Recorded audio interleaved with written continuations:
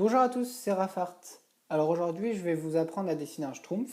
C'est mon premier tuto et j'espère qu'il vous plaira. Et surtout, dites-moi dans les commentaires s'il y a des choses que je peux améliorer et si vous avez des idées pour d'autres tutos. C'est parti.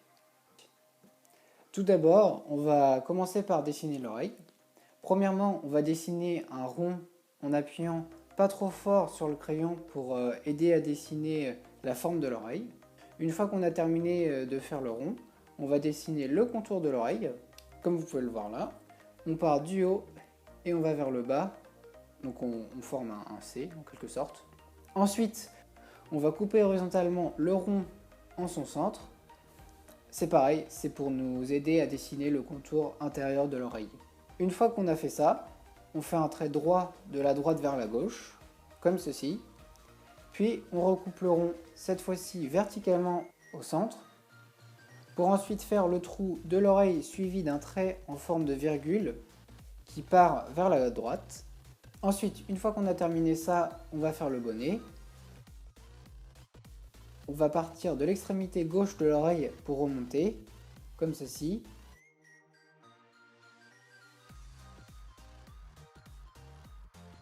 Pour ensuite faire une boucle qui revient vers la gauche.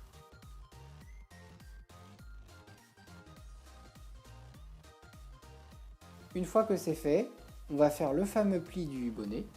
On part de là et on fait un petit trait qui va rejoindre la seconde moitié du bonnet.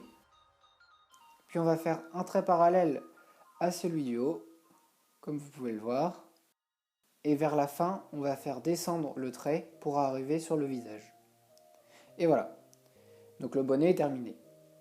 Ensuite, pour le visage, on part de là et on descend vers le bas, comme ceci. Et on va faire un petit point à ce niveau-là pour faire un autre pli.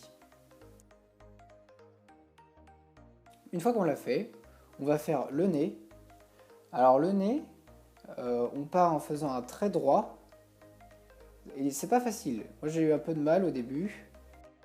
On part en faisant un trait droit, donc c'est important qu'il soit droit. Et ensuite, quand on arrive vers le haut, on va arrondir le trait et le faire revenir de là où on est parti. Et ce qui est très important, c'est que le trait soit bien arrondi.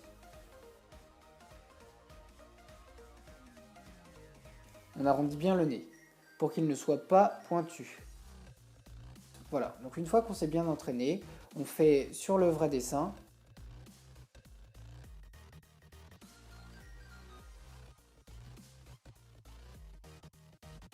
Comme ceci. Après, on va refermer le visage en faisant un trait entre le nez et l'oreille. Pareil que le nez bien arrondi, hein, pas droit. Ensuite, on va faire les yeux. Alors les yeux, c'est pas facile non plus, hein. Pareil, on peut s'entraîner un peu avant. Pour vous aider, ils ont un peu la forme d'un œuf en fait. Donc c'est important de faire l'œil de droite un peu plus grand que l'œil de gauche pour donner un effet de perspective. On part du bas, puis on remonte, comme ceci. Mais on ne le referme pas complètement.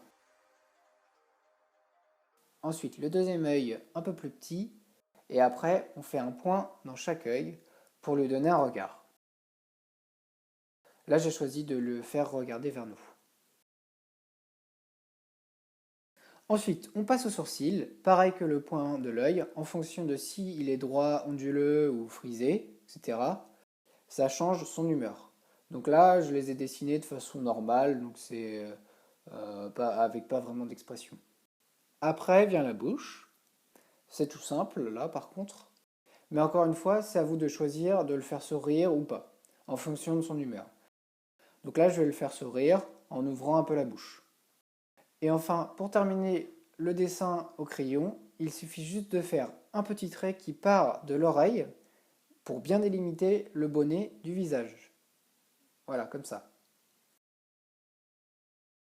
Ensuite, on va passer à l'ancrage.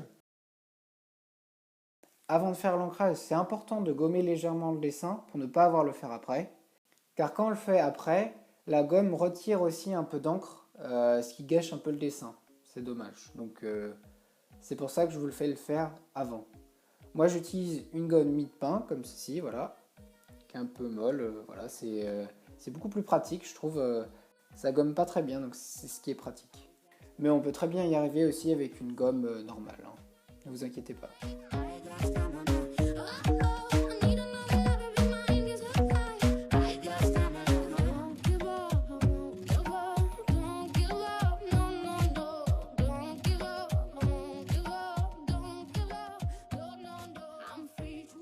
Maintenant, on peut passer à l'ancrage. Moi, j'utilise ce type de stylo noir. C'est de la marque Micron. C'est un 0,5 mm. C'est pratique. Mais un stylo Bic basique, ça peut faire aussi l'affaire. Là, je vais passer en time-lapse. On se retrouve après.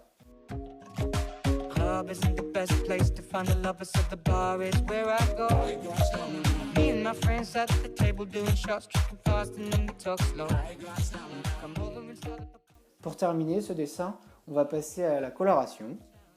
Moi j'utilise ce feutre à alcool Pro Marker, ce qui permet de ne pas laisser de traces et ça donne une couleur assez uniforme. J'en suis très content, mais encore une fois, des feutres normaux ça peut aussi faire l'affaire, hein. Je commence par le bleu pour la peau et ensuite le rouge pour la langue.